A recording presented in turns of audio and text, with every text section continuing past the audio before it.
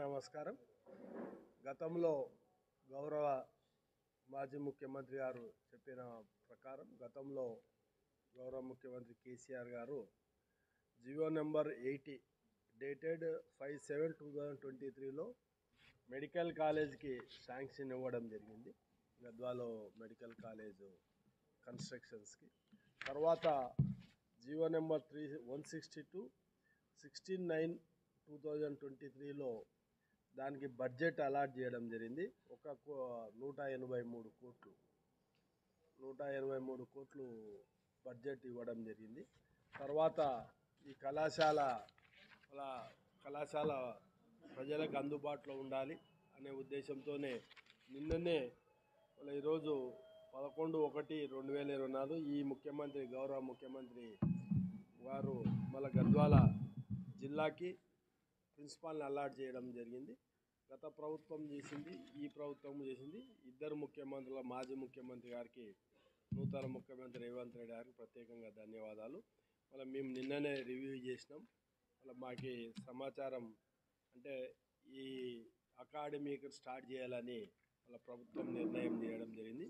మన హెల్త్ మినిస్టర్ని కలవడం వల్ల కొంత డబ్బులు కూడా అక్కడ 300 బెడెడ్ హాస్పిటల్ NHM ద్వారా గతంలో మనం శాంక్షన్ ఇవ్వడం జరిగింది. దానికి 39 కోట్ల రూపాయలు గతంలో అంటే 2021 అంటే జియో నెంబర్ 149 3/11/21లో మనము గతంలో ఉన్న అప్పట్లో గత ప్రభుత్వం అప్పట్లో మళ్ళీ ప్రీతి సుదన్ ఉన్నప్పుడు హెల్త్ సెక్రటరీ గారు ఉన్నప్పుడు ప్రత్యేకంగా 300 బెడెడ్ హాస్పిటల్ని నేషనల్ హెల్త్ మిషన్ ద్వారా తీసుకురావడం జరిగింది. కొంత స్టేట్ గవర్నమెంట్ కేంద్ర ప్రభుత్వ నిధులతోన గతంలో 300 పడకల ఆసుపత్రి కూడా గద్వాల నిర్మాణం కంప్లీట్ అయింది.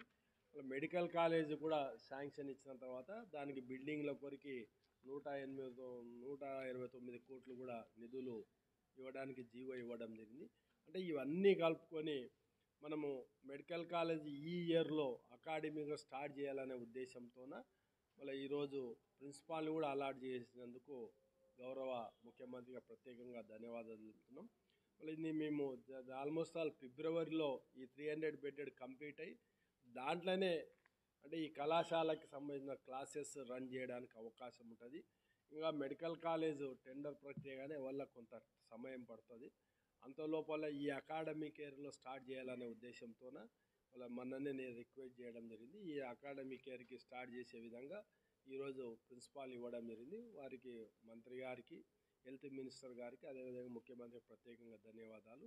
దాన్ని మేము మార్చి 1st వీక్లో ఇనాగ్రేషన్కి పెట్టడం జరుగుతుంది.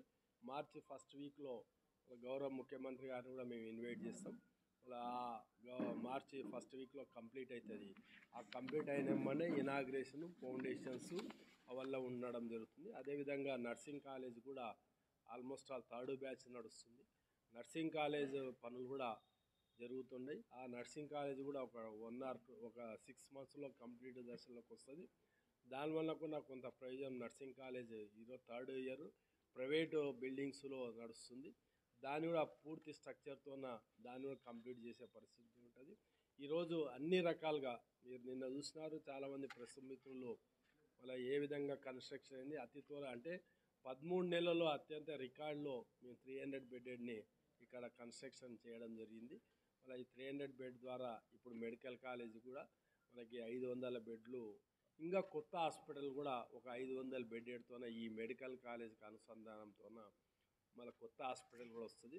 దీనివల్ల ఈ ప్రాంత ప్రజలకి, ఎందుకంటే మనం ముఖ్యంగా ఈ నడిగడ్డ ప్రాంతం అనేది రాష్ట్ర ముఖ్యమైన అంటే హైదరాబాద్ సిటీకి 190 కిలోమీటర్ల దూరం ఉండడం వల్ల మనం ఏ చిన్న సమస్య వచ్చినా ఆ సమస్య హెల్త్ పరంగా ఏ సమస్య వచ్చినా అక్కడ కర్నూలుకు పోతాం, ఇక్కడ కర్ణాటక రాయచూరుకు పోతాం.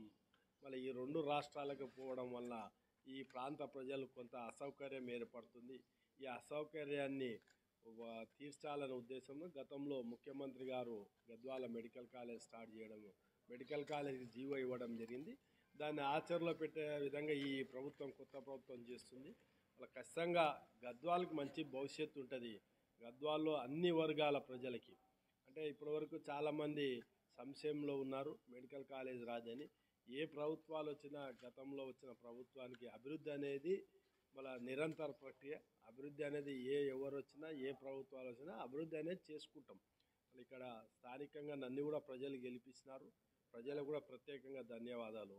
వారికి ఏ విధంగా సౌకర్యం గత ప్రభుత్వంలో ఏ విధంగా బడ్జెట్ తీసుకురాగలిగినామో అంతా కూడా పెద్ద ఎత్తున ఇక్కడ అన్ని సౌకర్యాల కొరికి ఈ ప్రభుత్వంలో తీసుకురావడానికి నా వంతు ప్రయత్నం చేస్తా. ఖచ్చితంగా మన అభివృద్ధి ధ్యేయంగా గద్వాల అభివృద్ధి చెందాలి. గద్వాల ఉన్న ప్రజలకు మనం ఇప్పటివరకు కూడా ఎంతో అన్యాయమే. తెలంగాణ రాష్ట్రం ఏర్పాటు అయినాకనే మనం అభివృద్ధి అనేది కొంత ముందుకు సాగలం. దాన్ని కంటిన్యూ ఏ ప్రభుత్వంలో తీసుకొస్తాం. నాకు ఆ ధైర్యం ఉంది. ప్రజలు ఇచ్చిన ధైర్యంతోనే ఖచ్చితంగా నేను అభివృద్ధి అనేది మీకు ఎటువంటి చిన్న సమస్యలు లేకుండా అభివృద్ధి చేసే బాధ్యత నాది. ఖచ్చితంగా అన్ని రకాలుగా ఈ ప్రభుత్వంలో కూడా తీసుకొచ్చే బాధ్యత నాది. ఖచ్చితంగా మేము సక్సెస్ అవుతాం అభివృద్ధి చేసే దాంట్లో. ఎందుకంటే గతంలో ఉన్న నాయకులకి మనకి చాలా భిన్నంగా ఉంటాం. మనం కూడా అందరినీ కూడా కలుపుకోలుతున్న మాకు రాజకీయాలు ఏ విధంగా ఎన్నికల సమయంలో రాజకీయాల పట్ల ఏ విధంగా చురుకుగా పాల్గొంటాం, అభివృద్ధి కూడా అదే విధంగా చురుకుగా పాల్గొని అభివృద్ధిని కూడా చేయడానికి మా వంతు మేము కృషి చేస్తాం. మరిన్ని వీడియోస్ కోసం ఛానల్ ని సబ్స్క్రైబ్ చేయండి. లేటెస్ట్ అప్డేట్స్ కోసం వాట్సాప్ ఛానల్ ని ఫాలో చేయండి. అండ్ లింక్ డిస్క్రిప్షన్ లో ఉంది.